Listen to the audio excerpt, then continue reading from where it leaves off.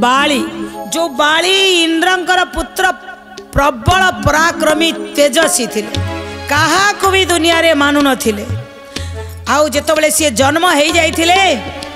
बापा तांको कौन करथिले गोटा सुवर्ण विजय हार पिंधेइथिले। आउ कौन देइथिले कहिथिले सुवर्ण विजय हार तो पिंधिला केही मारी पारिबे नाही। द्वितीय कथा आउ गोटे इंद्र देवता को आशीर्वाद देइथिले कहले जेतबेले आ संगे कौनसी शत्रु लड़ीवा को आसीबो लड़ीला बेले शत्रुर जेतिकी शक्ति थिबो अधा शक्ति मो पुआ पाखको पळेबो।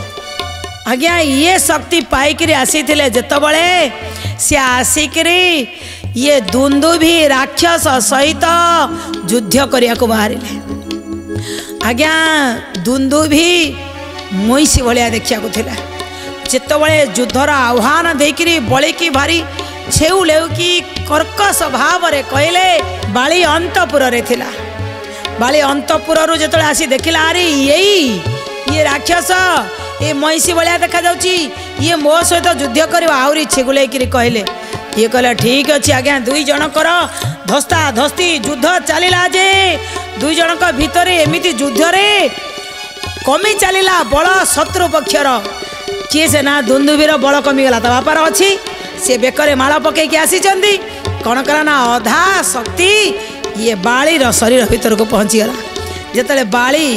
तांकर शक्ति बढ़ी चलिला दुंदुभीर शक्ति कमी चलिला तो ता कान को मोड़ी ता सिंह द्वारा आगे फोपाड़ी देई कान को छिंडेई देले रक्त पिच पिच बाहरुची शरीर रे पदाघात करी ताको चापी करी पाटी रु पिच पिच रक्त बाहरुते बुलेई करी उठेई फिंगी देले तुला भलिया। बाली जेतले फिंगी दउचंदी ये पाटी रे जो रक्त थिला ये पवन साहाଯ୍ୟରେ जाइकरी पड़ीगला सबुआड़ू तो छिटकिकी पड़ी जाई पहुँचीगला मतंग ऋषिंकर आश्रम सारा से छिटा पड़ीगला किंतु ऋषिंक देहरे भी पड़ीगला। से जो तपस्या भग्न होगला देखीदेले अरे किए रे ये दुर्बुद्धि किए ये पापिष्ट किए से ये पामर तांको मन भितरे पूरा क्रोधित हो गले। हठात कहले किए रे से दुरात्मा किए रे से दुष्ट किए से दुराचारी जीए मो उपरे रक्त पकेला उठीगले आश्रम भितर टे बाहर को चलिए बाहर को जाई देखती जे आश्रम आगे गोटे विराट काय महिषी गोटे पड़ी कहले ये महिषी तारी देहरे रक्त लगी ये पकेला किए टे ध्यान रे बसिले जिते ध्यान रे बसिले देखले गोटे बानरटा सी बानरटा या मारिकी एते निजको पराक्रमी देखौची जे मारिकिया को पकईची रक्तर छिटा मो ଉପରେ पड़ी से रागी जाइकरी कहउचंदी पूरा मतंग ऋषि रागी गले कहीदेले गोटे अभिशाप देले अरे रे बानर दुष्ट दुर्बुद्धि जदि तू रक्तर छिटा पकेलु मो ଉପରେ मु आज अभिशाप दउची से बानर केबे भी मो आश्रम को आसीबो नाही जो दिन प्रवेश करिबो तार मृत्यु हम ए ऋष्यमुख पर्वत को सी टोटाल छुई पारिबने कि आसी पारिबने जो दिन प्रवेश करिबो से मरीज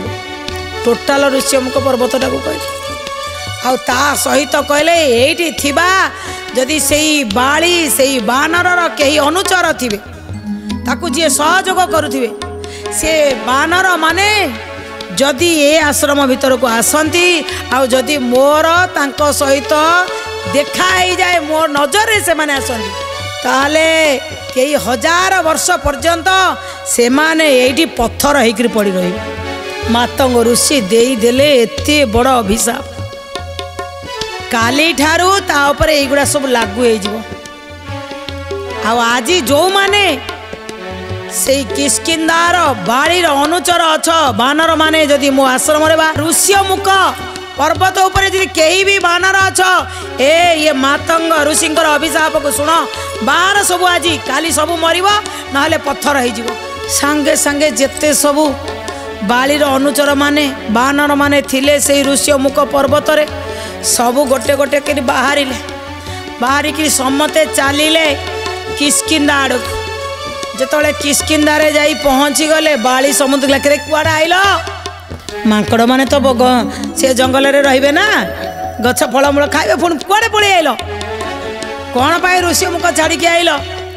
ना आज्ञा कौन कहबू से जो मातंग ऋषि अभिशाप देले कहले यही जीए रहिब मु तांकर यदि आखि पड़ी जो आमे पत्थर हो पुणी केते हजार वर्ष पर्यंत कहीं रही था कहले कौन पाई सी एमती कहला पराक्रमी बाली कहला कौन पाई सी एमती कहले कहतु कहले आज्ञा खाली आमको कौन कहले कहला तुमको बा कहले मत कौन कहले ना आपण जो दुंदुबी राक्षस को मारिले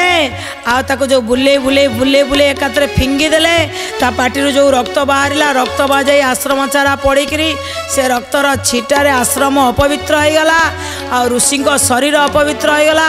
ऋषि रागिक अभिशाप देइचंती से बानर ये आश्रम ये ऋष्यमुख पर्वत को जितेबाला छुईब सेतबले सी मर आ भर को सी आसीपर ना काली ठारू आज्ञा आज्ञा एतिकी शुणी सारा बाली कौन कला।